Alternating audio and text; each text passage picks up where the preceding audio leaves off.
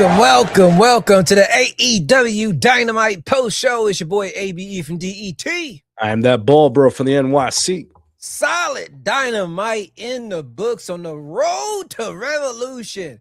Damn good show. Let's get started off. Fuck it. Moxley, Castagnoli versus Takeshita and Hechicero. Incredible match to start off Dynamite from beginning to end. Absolutely incredible. But the Death Riders get one up over the Don Callis family, pick up the win. Bro, how you feel about the opening of Dynamite? What a way to set the tone for, like I said, this is the go home Dynamite for Revolution. This show was all gas, no breaks right here. And this match was like the perfect tone setter for tonight.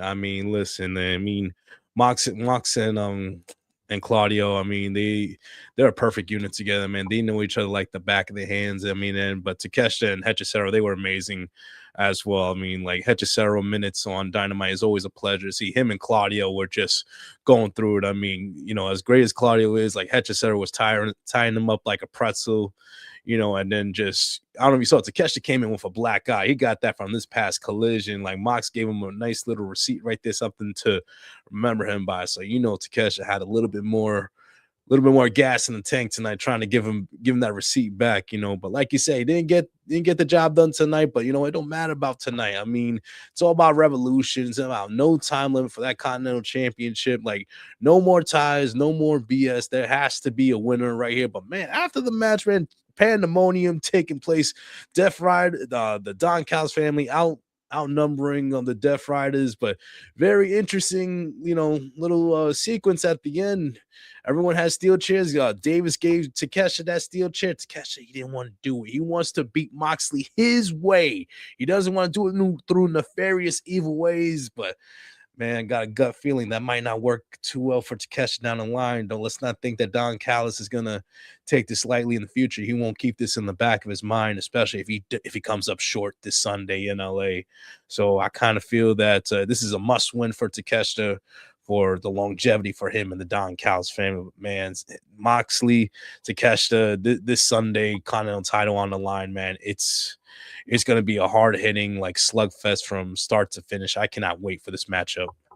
Definitely. From one Don Callis family member to the next, Kyle Fletcher defeated Speedball Mike Bailey to retain his TNT title tonight. The Proto Star continues to show why he is the future AEW. It was shenanigans at the end. Yeah. But he is still the TNT champion. Bro, your thoughts on the TNT title match? Bro, listen, Fletcher and Bailey did the impossible. I did not think they could one up their Continental Classic match back in December. That absolute just barn burner they had this past December, but they did it, in my opinion. They did it. Like, oh my God, these guys just went balls to the wall from start to finish. An insane poison rana on the outside apron by Bailey, like landing Fletcher right on his head. Like, it was just nasty. Like, Speedball did not let up. He was putting the young boy Kyle Fletcher through the ringer, through the fire and flames, like just roundhouse kick, like just kicks left and right. He was not letting his foot off the gas. But like you said, like Don Callis family, like with the shenanigans, Okada coming out with the distracting with the screwdriver, and Davis comes out, tosses out the trios title. Whacks Bailey across the head, picks up the victory, 1, 2, 3. Yeah, shenanigans, but you know what? Hey, a win is a win in the end, and Kyle Fletcher's still the TNT champion. But on my count, that's 1-1 right there. They're tied in 1-1 singles competition. We need a third match, and guess what? Next month, Dynasty in Vancouver, Canada. You know what? We got to go for that. We got to go for the tiebreaker right here. We got to run this back one more time, and no bigger stage than maybe hometown feeling for Speedball Bailey next month. I gotta see it one more time. Dude, this is AEW Dynamite. This is the go home show for a pay-per-view, and you got a pay-per-view-esque match of the year candidate on a Wednesday night. This is just insane. This is just a flex by Tony Khan of this incredible roster that he has at his disposal on a drop of a dime, any Wednesday, any Saturday. He could deliver matches and instant classics like this. Nobody is doing it like Speedball, like Kyle Fletcher, like AEW is right now. They are on fire. Definitely, definitely. Another thing setting everything ablaze in AEW. Brody King goes up against some local competitor, finishes him off, but afterwards, him and Swerve go at it, building up their match for Revolution, which is going to be an incredible story. Do not think for 1 second that this is going to end at Revolution. This is going to continue. The two of these guys are they're cooking something. Trust me. Swerve is going to put over Brody. He's just that kind of guy. I just believe he's going to build him up, just like kind of Hangman did him with their feud last year, whatnot, passing the torch. But it is Brody King's time, and I think this Swerve feud can put him up on the next level to really have a shot against MJF. But anyway, how'd you feel about this jobber match and the interaction with Swerve after? I mean, the standby match, it did what it had to do. It got the crowd excited. It got him, behind Brody. And Brody was smart after he picked up the quick pinfall victory. He was looking around. He was looking for Swerve, but, don't tell me this was not a dig at this past week Monday Night Raw with Swerve with the hoodie and the mask coming out through the crowd. Don't tell me that was a little poking, a little jabbing right there, a little playful. I don't think it was any like harm or any ill intent right there, but I mean, it was just hilarious seeing like going from the 30 dudes on Monday Night Raw to Swerve. It was effective right here, but I mean, but god damn, Brody King, this damn beast is getting choked out with a chain, and he just snapped him like a damn little bracelet, like nothing. Fucking beast mode right there. That is making a statement right there that Swerve is gonna have to he's gonna have to dig deep into his bag of tricks and just everything that he's got to take Brody King down. I mean, it is gonna be a brutal slugfest, like from start to finish when that bell rings this upcoming Sunday in LA. I mean, that crowd is gonna be on fire for Brody King. I mean, like this is going to be an amazing match, and I think, like you just mentioned, I think Swerve is gonna, whether he wins or loses, he's gonna put over Brody big. Yeah, He's gonna when it's all said and done. he's like I said, whether Brody wins or loses, he's going to be elevated after this match. He's going to reach the next level, and I think his momentum is going to continue going forward. But man, like this is just another long list of matches that is just going to light the crowd on fire, and it's going to have people talking for a long time afterwards, post Sunday Revolution. Ron T, the icon, is in the comments saying Brody versus Swerve was not on my radar at the beginning of the year. Brother, it is now. It's actually about to crash land this weekend. We will be covering it all, so stay tuned here. Next up, we got Darby Allin, Orange Cassidy versus Gabe Kidd, David Finlay. Incredible, hard-hitting match. The tension in the storyline between Gabe Kidd, Darby Allin, it is thick. It's cut it with a knife, but it's getting good. But everything good must come to an end. So I can see all of this playing out sometime in the near future. But tonight, Gabe Kidd, David Finlay get the win. Afterwards, they're jumping Darby and Orange Cassidy. And to the save, out comes Roderick Strong, who has chosen a side. He's going to ride with Orange Cassidy and the baby faces, and I like it. This I give Roderick Strong a chance to have a little baby face role and possibly a shot at one of the titles, move his way up in the main card as well. But how'd you feel about this tag team match, bro? I like it, man. I think both teams complement each other. I mean, listen, Gabe Kidd and Dave Finlay, perfect team together. And I mean, more on Dave Finlay in a little bit later. But I mean, listen, I think he made the right choice coming to AEW. I mean, he and Gabe Kidd and Clark Connors, the dogs, they are money in AEW. These guys are just savages. They are animals. I mean, they will not stop until their hands are raised, till the bell rings, till they are victorious. I mean, like I said, they were just too much for Darby and Cassidy. I mean, they got history. They got history in New Japan for all the years, working together. So I mean, it shouldn't surprise anybody about the cohesion that they had together. Then the end of the match, you see Cassidy on the outside, or sorry, Darby on the outside. They see Clark Connors coming out there with the tire iron, taking him out. I mean, these guys are just like, they're just a great cohesive unit together. I mean, they are controlled chaos at its finest right here. I mean, you have just Kid and Finley just putting Darby through the ringer. I mean, vicious clothesline, disgusting pile drivers, picking up the 1, 2, 3, and I am very intrigued about this trios match we have now: Revolution Dogs versus Darby Cassidy and Strong.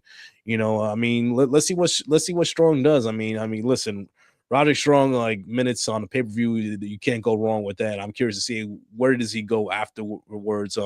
Does he stay with the conglomeration? Does he go on his own? Go for the TNT International titles? We shall see. But I mean, like I said, I'm excited for this Sunday at Revolution. And just real quick, I want to touch on David Finlay. Sean Ross Sapp recently asked Finlay on his choice to join AEW over going to WWE NXT. I love his answer. You know what Finley's answer was? He said point blank and simple. I have never made money with my father and my brother who work in WWE. I have made money with Gabe Kidd and Clark Connors. I was like, damn, my man chose the bag over blood right there. I love it. You love to hear it right there. That was cold-blooded, but It was precise. And like I said, it's been 2 weeks with David Finlay, AEW. I think he made the right choice. Definitely did. Man, you tried to warn me about Persephone. You tried to tell me weeks ago. You said she's coming. Get ready, be prepared. And I was not ready. Incredible match with her and Willow. 2 Titans going at it, hard hitting. She was going blow for blow with Willow. That rhyme, blow for Willow. That's a bar. But anyway, they were going toe to toe, and it was an incredible matchup. Willow gets the sneaky backslide roll up for the 1-2-3 to get the win, retaining her TBS championship. You were right, man. Persephone is the truth, man. Your thoughts on this one? Man, listen, like, first off, Tony is just like an evil, sick bastard because he make this match, like, how dare he make this fan base, this AEW sicko fan base, choose between Willow and Persephone. That's just not right. That's just not fair. Like you said, I have told you about Persephone for a while. She is the total package right here. Last Friday weekend, she defeated Mercedes for the CMLL women's world title. I mean, like I said, she is the total package of speed, power, athleticism. She has great charisma, great attitude. She can do it all, and you saw that in the ring against Willow. I mean, they were going bar for bar, blow for blow, like from start to finish. I mean, I actually like the finish, the sneaky backslide right there. You protect Persephone even in defeat right there, so even though she just won the title, she doesn't look bad in defeat. Maybe she got a little bit too cocky, a little too ahead of herself. Willow being the veteran right there, she used her experience in big high leverage matches right there. She picked up the win. But my God, if you have not bought into stocks in Persephone as of right now, I'm telling you right now, she is up next. She's only 24 years old. She is the next future superstar in all of women's wrestling, not just in CMLL, not just in AEW, but in the entire world of professional wrestling. Persephone, next woman up. Hey, I am not doubting you from here on out when it comes to her. But next up, we got a 6-man tag match. Briscoes, Young Buck, FTR, Tommaso Ciampa, and the Heels pick up the W. The tension between Tommaso and Briscoe continues. FTR, Young Buck continues. Storytelling as well as getting good professional wrestling. Great match. Your thoughts on this one, Bob, bro? I mean, listen, when this trios match was made, I mean, you weren't expecting anything less than what we got tonight. It was controlled chaos at its finest. It's the Bucks, it's FTR, it's the 2 greatest tag teams of all time. You have 2 veterans in Briscoe and Ciampa. Like, we've seen the war that they had last month for the TNT title. So everything, all the ingredients mixed in together, we knew what we were going to get tonight. I mean, just a fantastic match from start to finish. But man, I got couple points. I mean, there was one point where Ciampa and Cash Wheeler were in opposite corners, I think, with Nick Jackson kneeled in the middle. They were setting up for a tag team move, a familiar tag team finish I have seen in the past in NXT. Tommaso Ciampa, what are you telling us right here? Are you these hints that you're laying out here, man? Like, I'm not gonna say them out loud. We gotta keep watching for the next few weeks, maybe the next couple months. But I'm gonna say it. Johnny Gargano is a certain Johnny Listen, Fuck it, you said it. Listen, I'm tired of what that bald fraud Triple H is making him do, making him plank on backstage crates for weeks on SmackDown. That is a goddamn demon that they caged up right now. We need, whenever his contract is coming up, if he's being released or being let go, or he wants to move on his own, it's time to let that tiger out of the cage. Let that demon out. Let him be Johnny fucking wrestling. Let him be that damn demon he can be. But we're not there yet. We'll get there at one point. But We'll get there. Great trios match tonight. I mean, Ciampa picking up the victory right here, and Ciampa will be in that 21-man blackjack casino battle royal for 0 Hour for Ricochet's national championship. So I'm sure, bruh.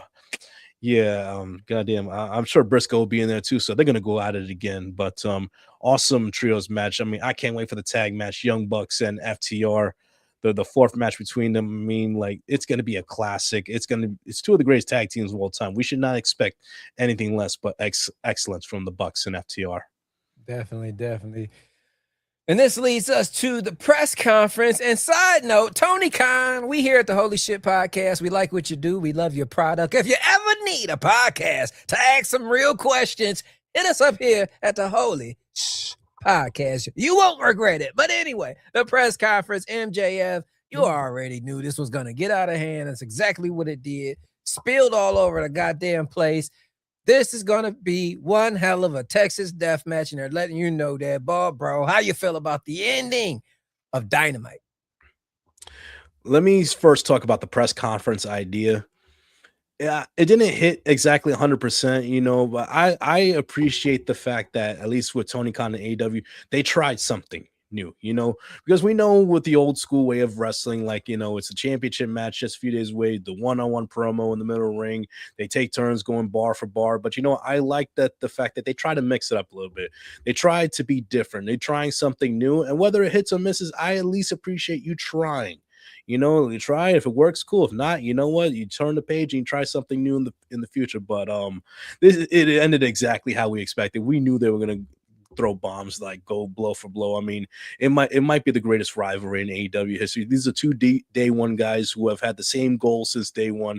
They want to be the main character. They want to be the champ of AEW. They want to be that leader of the locker room. They want to be the guy leading the future in the world of professional wrestling. So it all comes down to this Sunday night in LA in the Staples Center. I mean, it, like you said, it's going to be amazing. It could go either way, in my opinion. I mean, it's Texas Death, it's Hangman's match right here, but it's MJF also, man. Don't act like he doesn't have a trick or two up his sleeve to make sure that he has victory, within his grasp this Sunday. So it could go either way. It's a coin toss, but my God, Revolution is going to be a treat from start to finish. I mean, it's only March, and they are setting the bar at an all-time high for PLEs, pay-per-views. They're going to show the entire wrestling world going forward, whether it's WWE or any other promotion, like, this is how you put on pay-per-views. This is how you culminate storylines, and how you just put on the biggest match card possible. Like, and going forward, beat that, top that. This is the standard that they're going to set for the rest of the year. And I think they're going to knock it out of the park. And I can't call a winner. I don't want to call a winner. I just want to enjoy this Sunday evening. I mean, it's going to be a blast to watch. Definitely. Hopefully it's as good as tonight was. But speaking of tonight, on a scale of 1 to 10, what are you giving tonight's Dynamite ball, bro? I mean, like I said, it was a great night from start to finish. I'm going to give it a 9 out of 10 because, like I said, the press conference for me, honestly, I like the idea. I like the concept. It just maybe not the right setting, for a wrestling show. Like, I mean, I don't know, like I said, it's something new, it's something different. Maybe it's something we just have to get used to going forward, but I at least like the try. I like the attempt, try to do something fresh, try to do something, original. Don't be like ordinary or copy and paste like everyone else. I can appreciate the try and the attempt, but I'm going to go 9 out of 10 tonight. I mean, listen, if whatever your level of excitement was before tonight's Dynamite for Revolution, I mean, I don't know about you, but it's raised even higher than what it was before. Like I said, Revolution is going to be an amazing card from the 0 Hour to the main show all the way to the end. I cannot wait. 9 out of 10 for me. I'm going to give it about an 8.8, just a little bit under, because I wanted some type of tag team match between MJF and Hangman, some type of lead up. And also I would have liked Brody King maybe fight somebody else other than a local talent, even though it got the job done. Little minor miscues to a credible show. Don't mind my criticism, but 8.8 for me. Damn good show. Revolution this Sunday. Stay tuned. Turn on all your notifications so you are aware when we're going live, when we're dropping our clips, doing the post show, so you can stay tuned. Everything under the sun, professional wrestling and sports. If you haven't checked out our free agency post with the NFL moves they've been making this week, we broke it all down. Myself, Barbara, Rose. Make sure to check that out and everything else we got going here at the Holy Shhh Podcast. Barbara, damn good show today, bro.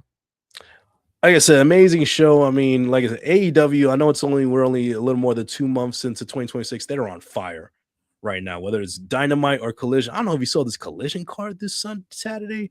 Yo, Tony's not taking his foot off the brakes at all. I'm Not like, at dog, all. it's the day before a pay-per-view. You could chill, put an okay card, and the fans. No, we're gonna get Mascara Dorada versus Andrade on Saturday. We're gonna get Commander versus Mark Davis on Saturday, dog.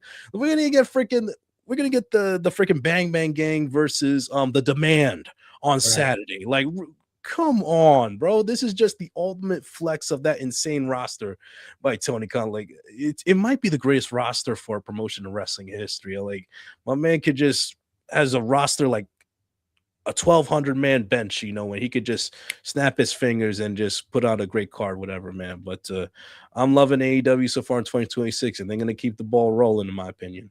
Definitely. But until next time, probably it'll be Friday Night SmackDown with the gang. It's been real. It's your boy ABE from DET. I'm that ball bro from the NYC. You guys been tuning in to the AEW Dynamite post show by the Holy Shhh Podcast. Peace.